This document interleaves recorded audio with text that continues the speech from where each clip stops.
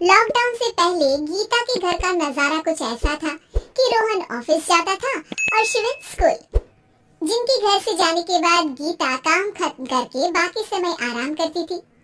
लेकिन लॉकडाउन के बाद ऑफिस और स्कूल घर में ही खुल गए और इससे गीता का हाल वो तो आपको देखने में ही मजा आएगा। शिविन, ओ शिविन, महाराज उठने के लिए क्या 21 तोपों की सलामी लेंगे? अरे बिस्तर से बाहर निकल, ऑनलाइन क्लास स्टार्ट होने वाली है। अरे तुम भी हद करती हो, स्पीकर की तरह चिल्लाने की क्या जरूरत है? दिख नहीं रहा मेरी कॉन्फ्रेंस चल रही है।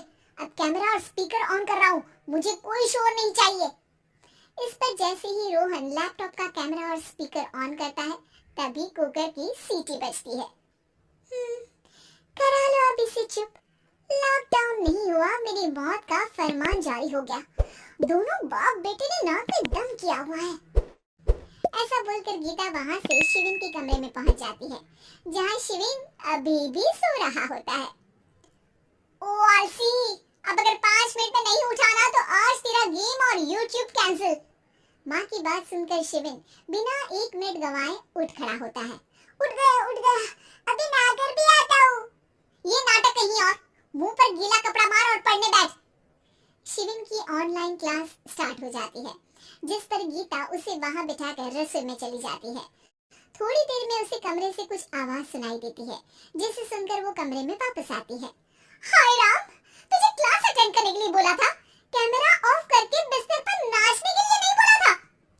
मम्मी मुझे कुछ समझ नहीं आ रहा, आप बाद में पढ़ा देना ना, वैसे भी अटेंडेंस तो लगी गई है। हाँ बेटा जरूर, बन जा तो अभी से हम सबका बाप बन जा। अरे नहीं मतलब कहाँ से लाते हो इतना दिमाग, और पढ़ाई करते हुए ये चला कहाँ जाता है? नाइस क्वेश्चन, दिमाग से पूछ कर बता दूंगा। शिविन की बातों से परेशान होकर गीता उसे मारने के लिए जैसे ही आगे बढ़ती है तभी वो कमरे से बाहर भाग जाता है। अब शिविन आगे और गीता हाथ में चप्पल पकड़े उसके पीछे। पूरे घर में दोनों घूम रहे होते हैं। इसी बीच वो रोहन के पास पहुंच जाता है और शिविन को मारने वाली चप्पल रोहन के लैपटॉप पर जाकर गिरती है। ओए माँ! मम्मी, अब पापा को चप्पल मार रही हो? ओ आज तक के रिपोर्टर, चुपचाप जाकर क्लास अटेंड कर ले, नहीं तो अगली तेरे पीछे लगेगी। इस पर शिविन वहां से चला जाता है, जिसके बाद रोहन गीता से कहता है, इस सर्कस के लिए कुछ बोलना चाहोगी? अरे क्या करूं, जब से तुम दोनों घर में रहने लगे हो, घर अपने आप ही सर्कस बन गया है और मैं तुम्हारी नौकर। कभी बेटी को संभालो तो कभी बाप के नखरे उठाओ। इन्हीं सब उथल पुथल में दिन बीतते रहते हैं, जिसमें हर रोज घर के अंदर कुछ नया सियप्पा खड़ा मिलता है, जो ज्यादातर शिविन और रोहन की ऑनलाइन स्कूल और ऑफिस से रिलेटेड ही होता है। एक सुबह, शिविन चल उठ, आज की क्लास जल्दी है।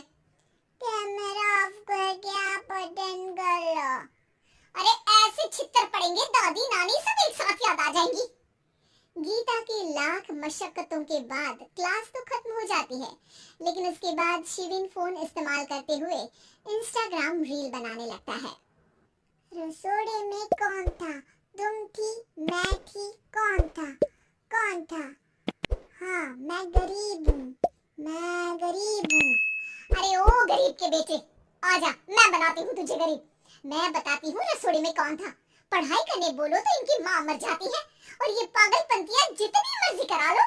गीता शिविन को डांट रही होती है, तभी रोहन बीच में बोल पड़ता है, अरे बच्चा ही तो है, इतना गुस्सा क्यों कर रही हो? बेटे का साथ देने की इसी एक कोशिश में अब शिविन के साथ साथ रोहन भी गीता के गुस्से की सूली पर चढ़ जाता है। अगर बेटे पर इतना ही प्यार आ रहा है तो इसे क्लास अटेंड क्यों नहीं कराते? इसका होमवर्क क्यों नहीं कराते? उस समय तो बहुत जल्दी मीटिंग आ जाती है, वो काम मैं करूं और यहाँ इस बेफिजूली की चीज में तरफदारी करके बन जाओ महान। हे भगवान, कोई तो इनके ऑफिस और स्कूल खुलवाओ, मैं इन्हें और घर में नहीं सह सकती। अरे कुछ और मांग लेती, क्योंकि तुम्हारी ये विश इस साल तो पूरी होने से रही, कोरोना।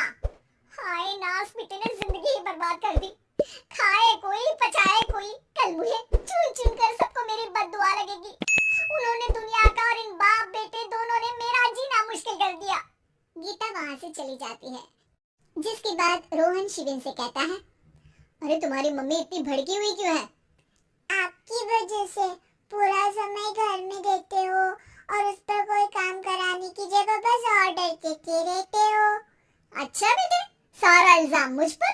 पूरा दिन तो वो तुम पर ही चिल्लाती है। हाँ, मतलब दोनों का 50-50 है, कुछ करना पड़ेगा। वो कहते ना, make the best out of worst. I have an idea.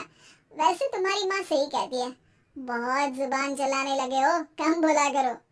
अगली सुबह रोहन और शिविन अपनी गलती को सुधारने के लिए गीता के उठने से पहले घर का आधा काम खत्म कर देते हैं, जिसे देखकर गीता खुश हो जाती है और फिर बाकी बचा काम वो तीनों मिलकर पूरा कर लेते हैं।